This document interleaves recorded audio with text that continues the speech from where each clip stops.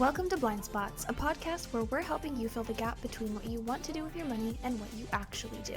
We are professional investors, writers, and financial planners helping you navigate the complexities of finance to optimize what you can control and cut out the rest. Join your host, Nik Schuurmans and Erin Varghese, as we discuss the questions and nuances surrounding everyday money management.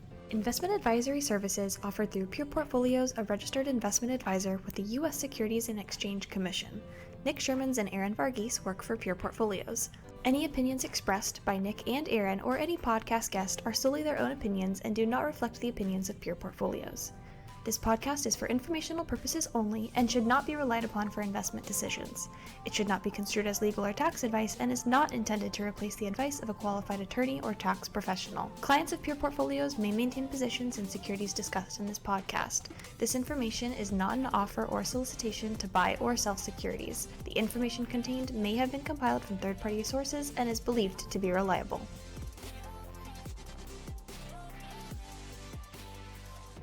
Hello, everyone, and welcome back to another episode of Blind Spots.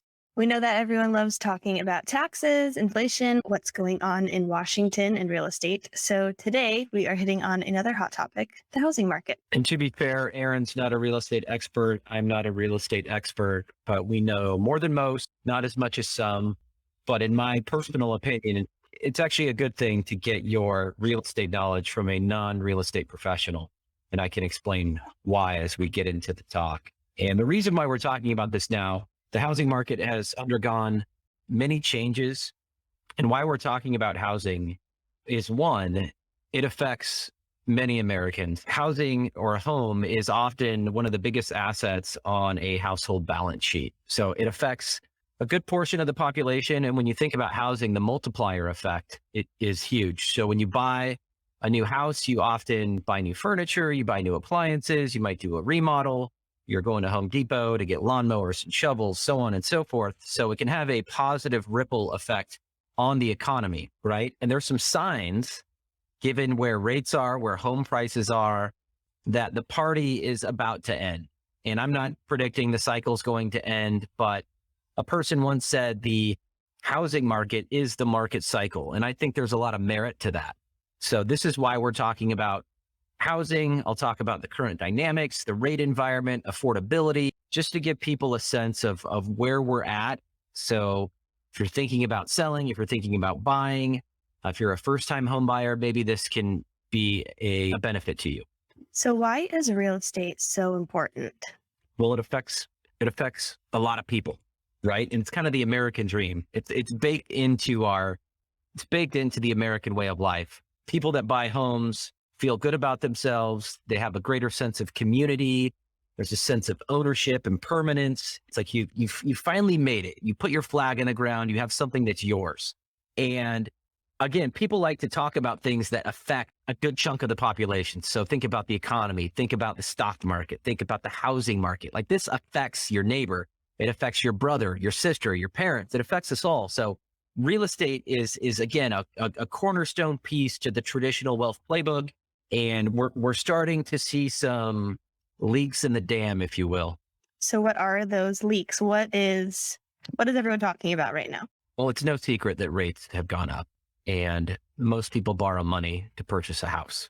Okay. So just on the sheer rate side, it's more expensive to access capital. It's going to cost someone more to service that monthly mortgage payment debt than it did even a few short months ago. So like, for example, I've got a 20-year mortgage at 3%, right? Like I haven't looked at today's 20-year mortgage rates, but the 30-year rates are almost double that. They're over 5.5%, which if you take the average American household and you almost double their interest expense each month, that's going to negatively affect most budgets. Okay. So there's a affordability issue. There's a potential demand issue there. Okay. And the other part of it is, you said a demand issue. Is it a demand issue or is it a supply issue? Well, it's a supply and a demand issue, right? If affordability goes up, then there's going to be less demand for housing, right? If you can't afford to buy a house, if your wage is not keeping pace with ascending real estate prices and increased borrowing costs, that could potentially affect the demand side. And contrary to what most people think right now, housing does not go up forever. I talk to a lot of people, a lot of young people, first-time home buyers, and there's this feeling that they're downtrodden and defeated, that they're never going to be able to buy a home. Think back to 2008. The government was actually providing house purchase credits. They were giving people money to buy houses. So markets move in cycles, the band stretches, and we're in the more excess part of the band stretching. Back in 2008, it was the pessimist side. No one wanted to buy a house. It turned out that was a great time to buy a house. Now we're going to the other way in the excess. So again, things tend to move in cycles. Real estate doesn't go up forever. And I'm getting a boatload of feedback on my microphone. All right. So I talked about the rate piece. That makes sense. On the home price piece, so home prices keep going up. And I know, so a caveat here, real estate is not a centralized market. There's not a centralized exchange that prices real estate. So this is going to be different for wherever you're tuning in from. So Erin and I are in the Portland metro area, and home prices continue to go higher in this area. So not to get into the weeds, I mean, it's a basic equation. Wages up, low single digit %, right? Home prices up over 20% year over year. Mortgage rates almost doubled. That's not a recipe for the continuation of current trends. Something has to give. Humans need money to buy homes. And if interest rates have doubled almost, or I should say mortgage rates and prices keep going higher, it just becomes unattainable or out of reach for most people. And if you do get into a house, that could leave you stretched or vulnerable to shocks. And what's scary about real estate, it's oftentimes accompanied by debt. And debt can magnify outcomes for better or worse. How? Well, just look at 2008. I mean, if you take on a boatload of debt to buy a house, let's say, so let's say you buy a house and this actually happened to me in the June of 2008. So I took out a mortgage to buy my first townhome. When I was 27, was sick of roommates. I was a grown man, just wanted my own stuff. So I thought I was doing the responsible American thing in buying a house. I took out a loan for $300,000 to buy my first townhome. Okay. I was making payments like a responsible adult. The housing market crashed. My $350,000 condo was now worth $190,000. Okay. But that mortgage doesn't go away. $300,000 mortgage, $190,000 mark-to-market house or townhome. That's what I mean by debt amplifies outcomes. I was stuck there. I was upside down. I owed money on my mortgage. If I sold my home that day, I would have to cut a check to the bank for $110,000. That's a pretty scary place to be for a first-time home buyer, but also for someone young and in their 20s. Yeah, and that shaped the way that I view the world. Like I blogged about that experience, why I never am going to be a landlord. I don't want to own real estate just because I've had some pretty bad experiences with that. Yeah, I think that there are a lot of people who probably share that experience. And for first-time home buyers now are worried of getting into that kind of situation themselves. Well, it's just become a difficult market for first-time home buyers, right? You have all the things that I mentioned, prices going up, bidding wars, mortgage rates have doubled. And I feel like a lot of younger people feel hopeless, like they can't buy a home. It's unattainable, like they're never going to get ahead. And it's just not a very good place to be. It defeats the American, like it runs contrary to the American dream. And I don't have a solution. A lot of people talk about institutional investors and investors going out and buying kind of entry-level homes, bidding the prices up, and then turning around and renting them out. And that's freezing out a lot of people. Like, I don't know the answer. American capitalism versus the American dream of buying a house. I don't think they're mutually exclusive. I think they both can exist. There's just not really an easy answer to it. Yeah, companies like Airbnb, VRBO, they've all made that possible for a lot of consumers to be able to do that. But where it helps out one part of the population, it leaves another part somewhat at a disadvantage. So it's kind of an interesting pull. Well, and I think that's a good point, because on the supply side, a good reason why home prices are up so much is just because there's not a lot of supply. And it's for a lot of the reasons that we just outlined, like the short-term rentals, the Airbnbs, the VRBOs, the institutional money flowing in, turning around and renting it because investors want a return on their capital. That is really pinching a lot of markets on the supply side. There's just not a lot of houses for sale. And I know one solution is to build more houses, but getting building permits, zoning, development, construction, there's supply chain issues, getting Just the cost of materials. There's labor issues. So again, this is a very complex issue. What we're trying to say is the current cocktail of all these things is not sustainable. And what I tell people that are looking to buy a house is markets move in cycles.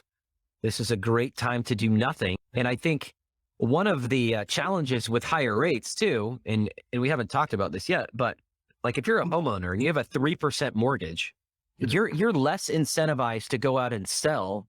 One, because prices are going up, but two, you have to get a new mortgage, the market rate, which is almost double than what you're paying now. So I think rates moving higher as quick as they have amplifies the supply issues that we're having.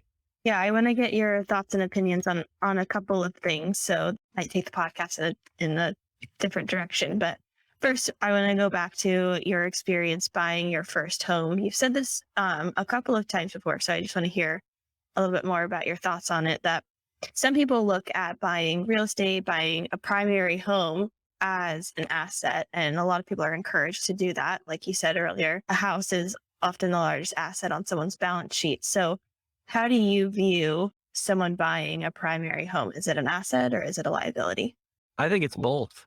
And I don't really view, this is just my personal opinion. I think there's a lot of understated costs that comes with buying a home, right? Like going from my little bedroom in an apartment I shared with two buddies from college and going into my own house.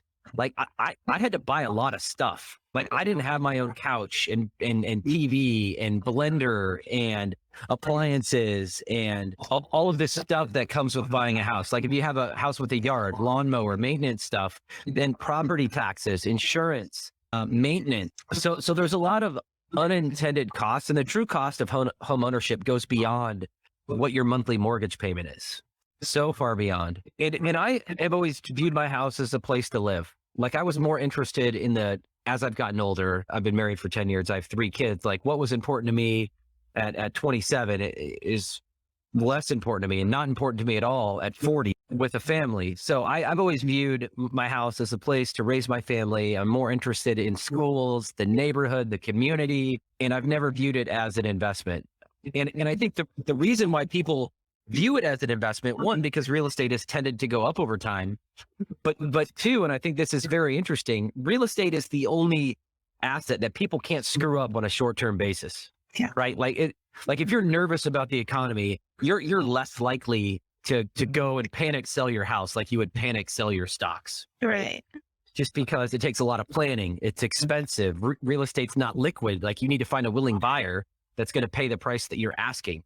So when people say real estate's an investment, it's more like real estate's the only asset that you can't really screw up by panic selling over 30 years. It compounds at 3 or 4%. And you bought a house at $250,000, it's worth $1 million 40 years later. That's because you couldn't screw it up. Yeah, this is one of my favorite arguments or conversations to have, because there's so many people that say, it's so important to buy your first home, like you need to do it as soon as possible, put your life savings into it, yada, yada, yada. But I think that they leave out all of the benefits that come along oftentimes with renting, and just the extra costs that go into buying a house really isn't taken into account, even over the period of a 30-year mortgage. Well, and maybe Erin, you can speak to this. You're a potential first-time home buyer. You're young. I mean, like, what's your perspective on what's going on right now in the housing market? It's really difficult to know what to do. And FOMO is real. The fear of missing out is so real, because on one hand, you have people telling you, like I just said, you got to get into your first home. It's so important. This is going to be a great asset for you. It's going to grow. You're going to make money, yada, yada, yada. And on the other hand, you feel like, this isn't exactly 2008, but you feel like what happened to you is going to happen to me. And I'm like, I don't want to be in that position, right? So it's really hard to know what to do. And when you have your friends buying houses, moving on to that next stage of your life, it's really hard to sit on the sidelines and try to make a good decision. We feel good about the decision that we're making of waiting and trying to see what happens, because everyone wishes that in 2007, they had 100,000 sitting and ready to buy a house, in cash or whatever. But it's really, really difficult to make that intentional decision. Well, and you said something there that I think is almost accepted as gospel out there. Like, oh, Erin, I think you need to buy a house because next year prices are going to be much higher. Like that expectation is baked in to people's thinking and the way they do things. And that's not true at all. Like that's like, I always warn people about taking current trends and extrapolating them out into the future.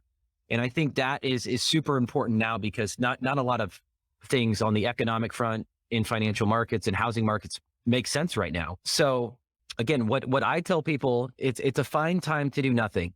And I'm talking about your investment portfolio, your real estate dealings, just the overall environment for taking risk. Like it's okay to do nothing and sit on the sidelines and observe because there's going to be unintended consequences from COVID, from what the Fed is doing, from interest rates. And as Warren Buffett said, when the tide comes out, you'll see who's been swimming naked, and you just don't want to be over your skis seeking risk or taking risk where perhaps that's not warranted. Yeah, I love that Buffett quote. It makes me laugh every time. But we talk about information filter all the time. And especially when you think about buying your first home, or maybe you sold a house and you're sitting in cash and waiting for the opportunity to buy a house, who you talk to is so important because, we have this podcast called Blind Spots for a reason. Everyone has their own personal experiences that affect the way that they view the world. And understanding who you're talking to, where they're coming from, and what position they have affects the advice that they're going to give you, whether it's someone who bought a house in 1980 and they're still in it. Of course, it's appreciated and they have a good experience. If you're talking to a real estate agent, that's a very transactional relationship. Of course, they want you to buy a house. So having that information filter and understanding where that advice is coming from is so important. And when you dig into that, your mindset or your perspective will really change. Yeah. And I say this quite often, and I have friends that are real estate agents, friends that are mortgage brokers. And a lot of those people are very good at what they do. They're well-intentioned. My personal real estate agent has actually told me not to buy a house just because it wasn't a good deal or you could find a better deal. Shout out to DJ Fry. If anyone's listening, he's great. He's not a snake oil salesman. He'll actually tell you what's best for you. But aside from the few good people, and I don't think I can get in trouble for saying this, but mortgage brokers and real estate agents only get paid when you do something. It's a transactional relationship, as Erin said. They're less concerned with your outcome, more concerned with you doing something. If you make a bad decision today, they're not going to give a flying, a year later, because they're going to be on to the next deal. Okay. So that's why it's important to have either a really good agent that you trust or someone that's giving you advice that's not dependent upon them putting food on their own table. Okay, we're big believers. Incentives drive human behavior. So just be mindful of that when you're getting spoon-fed information in the real estate space, because I've never met a group of people, and I'm speaking in general terms, that only thinks that real estate goes up more than the real estate complex. It's like, oh, now's a great time to buy a house. Well, of course. Is there ever a bad time to buy a house in your opinion? You would hope that you would get a straight answer, but unfortunately, that's probably not the case with everyone. So I'm probably going to do a blog post. Like I've teased a few things on the housing market in the blog, but I've got a lot of good charts that I want to share. And again, I'm not a housing market expert, but I do pay attention to the macro environment. And again, this is not rocket science. Mortgage rates double, home prices keep going up, wages are going up less aggressively. That's not a sustainable cocktail. So what is the takeaway from someone who has listened to this podcast? It's okay to do nothing. Housing does not go up forever. Look at your budget. Don't stretch yourself. Don't reach for more house than you can afford. Don't take on more debt than you can afford. Give yourself a margin of safety, because again, your plan's not going to go according to plan. Don't be like Nik. Don't be like me and go upside down on your next home purchase, because that's not a good feeling. Talk about sleepless nights and a weight around your neck. Like I was basically sentenced to prison. Like I couldn't move. I didn't have $100,000 to sell my house, write a check to the bank for essentially nothing, and then go buy another house. Like talk about a horrible place to be. Yeah, that's a tough position to be in. And there's a lot of people, like you said earlier, who share that experience. So consult with your financial planner if you are thinking about making a decision that impacts your finances. Make good decisions. Well, and as you said, Erin, you can run scenarios for people. Like people want to know hey, if I buy a house at 600,000, how does that affect my budget? Well, you don't have to guess. Like, you can run this in a financial plan. Money's emotional. Buying a house can be emotional. Back your decisions with evidence-based data. And that's what we do by running financial plans that can map out these scenarios. Yeah, it's a lot of fun on the home front to run those financial planning scenarios because there's so many different options as far as, the home that you're going to be purchasing, how much you're putting down. Are you considering different states? How does that affect your income? How does that affect your taxes? So there's when you're buying a house, it affects so many different areas of your financial life, depending on where you're buying. Yeah. So I get a lot of enjoyment of doing that. So anyways, thanks for listening to this episode of Blind Spots. We will see you in our next one.